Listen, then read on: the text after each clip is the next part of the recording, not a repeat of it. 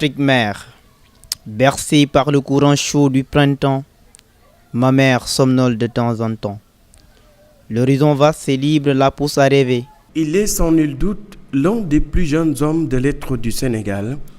Bara Ndao, à 19 ans, a inscrit son nom dans la bulle des écrivains de son pays. J'ai l'habitude de dire que la littérature est en fait un grand jardin, un vaste jardin, où chaque écrivain cueille le fruit qui lui convient.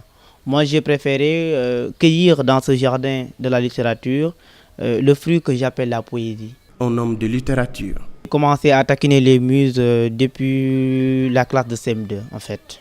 Donc réellement, c'est depuis la classe de CM2. Et lorsque j'étais en classe de 6e secondaire, on m'avait confié une grande bibliothèque d'une valeur de 6 millions. À travers les heures où j'avais pas de cours, j'étais toujours là-bas, les mercredis soirs et autres. Je lisais souvent. Les Mémoires du Diable, un recueil de poèmes pour confirmer ce talent qui n'a pas mis du temps à éclore. La Mémoire du Diable est en fait un recueil poétique, comme j'ai l'habitude de le dire, qui traite ou bien qui dénonce, n'est-ce pas, la noirceur des hommes, les injustices sociales, et pour essayer un peu d'être la voix des sans-voix.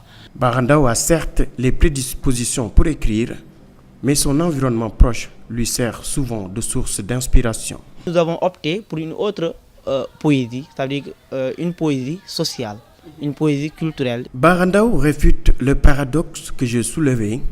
Il est étudiant en droit et pourtant passionné de la littérature. Bon, je pense pas. Il n'existe pas une paradoxalité parce que bien vrai qu'on est un peu un féru de la littérature et on a actuellement comme domaine de prédilection le droit. Je pense que ça va de pair parce que le droit traite de la société et la poésie, c'est en fait la société qui l'intéresse.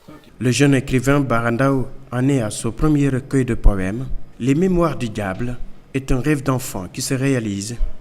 Décidé cette fois à remuer encore les méninges pour être comme son idole. Léopold Sédar Senghor, donc qui m'ont beaucoup marqué.